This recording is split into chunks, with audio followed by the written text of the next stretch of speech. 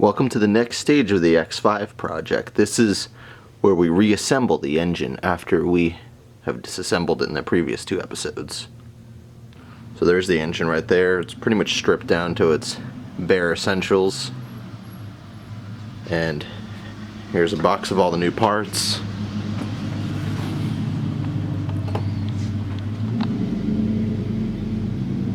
This is like $650 worth of parts right here. We've got oil filter, cam chains, the actual guides, valley pin, gasket, more chains, more gaskets. I mean, this is some comprehensive stuff right here. Actually, while I have this in hand, let me kind of show you what this is what a proper guide is supposed to look like. See, it's got plastic all around. Now let's compare that to our guide, which, as you can see, has no plastic. Hey guys, now that we've completed the disassembly, we're going to start cleaning things up to prepare for the reassembly. As you can see, all of these timing covers and water pump and alternator are really dirty, so these are going to have to get cleaned with some good degreaser. See, the alternator's filthy, the water pump's gross, the timing cover itself is nasty, so there's a lot to do here, and it's a decently warm day. It's sunny outside, so it's not raining like it was the other few days, so I figure it's a good time to do this. Alright, so it's been a few hours, but all of the timing covers and alternator are degreased. I still have to do the water pump, but these timing covers are looking a lot better now. They're not perfect because they are pretty old, and you know, I don't have an industrial degreaser, but I think I did pretty well with what I have. And the alternator actually is apparently a remanufactured Bosch, so that's pretty cool. Alright, so now we've got the cam chain tensioners installed with the new plastic guide pieces on them, as you can see there. Those are torqued down, and now we're working on these Vanos distribution pieces here. As you can see, there's the new gasket, and right there, this thing right here, that's the oil check valve. You want to replace that because when that gets clogged and dirty over time, it lets oil drain back down into the oil pan when the engine isn't running, and then the Vanos is dry when you start it, and that's what gives you that infamous sort of M62 Vanos rattle upon startup. That's what causes that. So replacing that definitely decreases the startup rattle. And then the new gasket is just because it's really hard to remove the old gasket without ruining it. So the new gasket, it's like a couple dollars. And then these, I'm going to lube these up, these camshaft rings. These I'm going to lube up with some assembly lube before I put the distribution piece on. And same goes for the other side pretty much. Alright, so now that the Vanos distribution pieces and cam tensioners are installed, we're going to be looking at these new guides that we're going to be installing. As you can see, these are brand new OEM BMW. Not super expensive. I think it was like maybe $200 for all these guides, but it's everything else that gets pricey. But check that out. Plastic all around, just how it should be. These should last at least another 150 to 200,000 miles.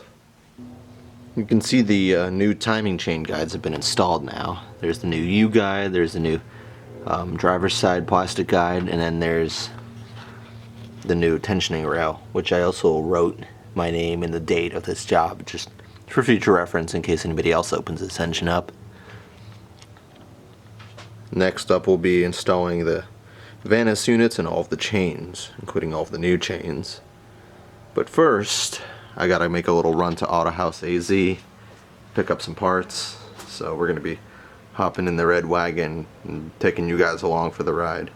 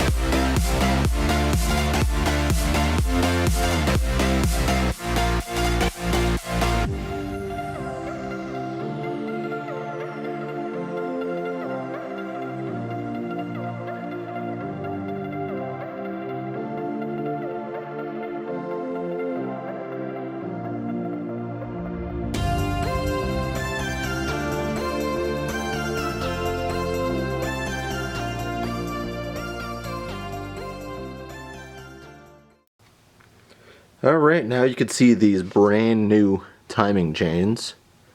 This is the main one, and these on the sides are the camshaft timing chains. They're not super expensive. I think all three of these cost me maybe a bit over $100, maybe 120 bucks. I mean, when you consider that these chains do all this work and keeping the engine together, it's kind of a worthy expense to replace all of them, I think. They're the old ones down there. So now I'll be installing these along with the Vanos sprockets and Vanos units, and I'm going to be putting that all together, and you'll see that in the next step. Alright, so now we've got the timing chains installed with the Vanos units and sprockets. I installed the bolts for the Vanos units and sprockets, but I put them finger tight for now because we'll be tightening them during the timing process. Now, before we can get to the fun timing process, we have to put the lower timing cover back on. So we've got the lower timing cover here, which I cleaned the other day. As you may have seen in the video by now. It'll all be edited in, but yeah, the timing cover's clean now, but there's one last thing I have to do before I can put it on, and that is I have to replace this seal right here. This is the crankshaft seal. It's good to replace this while I'm here because it's a real hassle to replace it otherwise. So I'm going to beat that out with a hammer and a screwdriver, and then I'm going to use a hammer with a wood block to beat a new one in without damaging it. Okay, so now the lower timing cover has been installed. That took about an hour, so it's quite a tricky piece to get in there because you got 3 fidgety gaskets you have to get aligned while doing this. All while making sure the bolts don't get in the way, because you have to tighten the bolts in a certain way, otherwise it won't seat properly. And it's not even fully installed yet. I just have everything kind of finger tight in the front, and then I still have to install the bolts from below, but I'm going to wait until I jack this thing up during the timing process to do that, just so I don't have to, raise and lower this thing so many times. The new crank seal is installed there too, as you can see. So now we get to do the fun stuff, which is timing this. Now to time this, we're going to install a tensioner block here, and that's what it's going to do, is it's going to put tension on this. That way the chains can be tensioned properly to be timed, because right now the chains are very loose. But before doing this, you want to make sure that your chain has no real slack here. See, it's pretty good here and only has slack here. That way this takes all of the slack out. Otherwise, if you skip the sprocket there, you'll never get the timing right. So make sure it's tight on that side and just loose on this side. And then as you can see, my locking blocks are still on there in the backs and on the camshafts. So I'm going to install the tensioner tool and then we'll follow up from there. As you can see, I've installed the chain tensioner tool. It's a pretty nice design in this toolkit. A lot nicer than the other BMW style kit, because this one doesn't have the clearance issues, whereas with the BMW tool you need a slightly modified version to time an X5. So this is nice, very easy to use. The thumb screw is very easy. They actually supply the proper screws needed for this tool, so you don't have to scavenge timing cover screws like you did with the other tool set. So I'm liking that. So what I've done is I've tightened it to the point of where there's no tension in the chain at all. As you can see, it is very tight, but not excessively so. Like, there's still a little bit of give, a very small bit of give, which is what you want. You don't want it to be, you don't want to break anything. And here's the fun part. There's this nifty little tool that comes with this toolkit, and you can use this to turn the Vanos units counterclockwise, aka retarding the units. Let me switch hands so I can show you how it's done. Okay, so the other toolkit has a similar tool. They both work the exact same way. So what you do is you just insert it into the holes in the Vanos, and this is clockwise, this is counterclockwise. You want it to turn it fully counterclockwise until you feel a stop. Some guides might tell you to use a continuity test with a multimeter. Do that if you want. I usually never do that step. And also with this 4.6, there are no pins here to test that with, so that doesn't even work with this. So we did that on that one. Now you just got to do it on this one. It's pretty fun. This is the fun part of the timing process, when it's all easy and cool. So this is clockwise, this is full counterclockwise, clockwise, counterclockwise, until you feel the stop. I mean, it should just stop and you shouldn't be able to turn it any further. Of course, don't force it. And now we're going to proceed to the next step, which will be to tighten these, tighten the intake and exhaust sprockets on both sides. And I'll get those torque values in a sec. Alright, so now I've tightened down the bolts on the intake and exhaust cams on both sides. So these intake sprocket bolts are torqued to 82 foot-pounds on both sides. They are left-hand threads, so keep that in mind. Make sure your torque wrench can, work left. Some can't go in both directions, some only work in one direction. Alright, and then the exhaust, let me focus on that.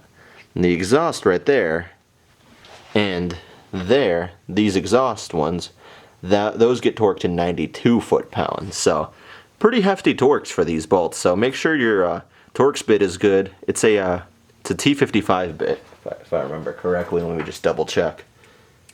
Yep, it's a T55 bit. I don't know if it can focus on this, but this is a T55 bit. So make sure your bit is good and not stripped or anything. And yeah, so those blocks will hold it if you just torque with them, but I wouldn't recommend that. I'd recommend using an open wrench to counter hold the camshafts while you're doing the torquing. It's the blocks will stay locked no matter what, but this just takes the stress off of the camshaft and off the locking blocks, because you don't want to put that much pressure on them. You don't know what could happen. Anyway, so the next step of this timing process, now that we've gotten this timing essentially locked down, is setting the timing of the camshaft trigger wheels. And for that, we'll be using a cool little tool that Gas has, or German Auto Solutions. It threads into these Vanos solenoid holes, and you'll get to see it in a sec when I put them on. As you can see here, I've installed the tool to align the camshaft timing wheel. There's one on this side and one on this side. It's pretty simple. You thread it into the hole where the Vanos solenoid normally is, and then you attach this little piece to it, and then that aligns right up to where the timing wheel should sit. Once those are locked into position, you hand tighten these, and then you torque them both to 30 foot-pounds with a 24mm socket. Remember, these are also a left-hand thread, just like the Vanos camshaft bolts are. So once those are torqued down, you're technically done with the timing. However, to ensure that the timing is correct and that you don't have to redo this whole process, we're going to take off the cam locking blocks in the back. We're going to take off the crank pin down below, and we're going to remove these timing wheel tools. We're just going to remove the arms from them, and that will enable us to cycle through the engine, and that way we can test and see if everything lines up just right after 2 to 3 full revolutions, just to make sure all of the timing is correct and that the chain doesn't throw anything off while it's new. So these are pretty snug, as they should be. These tools have a much tighter tolerance, I'd say, than the BMW style tools, so they're very nice. Very well made. I highly recommend this tool set. It's been a total blast using it so far. Anyways, so I'm gonna jack this thing up, remove the crank pin, gonna finish securing the lower timing cover. We're gonna put on the crank pulley with the bolt, with the new crank bolt. We're gonna put that in as well, so that way we can rotate the engine with that, and then I'll report back from there. Okay, so we've removed all of the lock blocks right now. We've removed the timing wheel tools, we've removed the cam lock blocks, and I've removed the crank lock pin from below. So now we're gonna, I also installed the 27mm crank bolt, just hand tight, and then I installed the pulley itself. Well, not the pulley, the thing that the pulley attaches to. And now we're gonna turn the engine over a couple of revolutions just to make sure nothing's hitting anything, and then after that we're gonna put it back to TDC, put the lock blocks back on, see if everything lines up properly, and then see if the cam timing wheel tools line up properly. Because if it all lines up properly, then we can probably close it all up and it'll be fine. So definitely want to make sure this works out perfectly. Otherwise, retiming is a kind of a pain in the ass, so you don't want to do that any more than you have to. Alright, so I've rotated the engine over a couple times, I think maybe 2 or 3 full revolutions, and then I locked it at TDC again. One thing to note is that the spark plugs were preventing me from rotating the engine easily, so I pulled the spark plugs, and by the looks of these definitely need to be replaced. They're pretty fouled up and they look pretty crusty and old, but the new set of NGK Iridiums is only 50 bucks or so, I mean, worth it to me. In any case, I rotated the engine over, I put the locking blocks back on after it was done, and voila, everything lined up beautifully. All of the blocks slid on effortlessly. The only one I needed to move a little was this intake cam, but this one always requires some movement because of it's kind of it's not really spring loaded, but it's got some pressure that always makes it go off a little, so when you have to put it in the block, you just kind of force it down. That's the only one you have to do that with. The others all slipped on perfectly. I didn't even need to bolt them down because they're just sitting that happily. So the cams are perfectly aligned. And check this out, all of the trigger wheels perfectly aligned as well. It's beautiful. They just popped, these tools popped right on. I didn't have to force anything. Just all worked out very nicely. So I'll be very surprised if this has any kind of timing issues, because this is quite thorough and it's working out beautifully.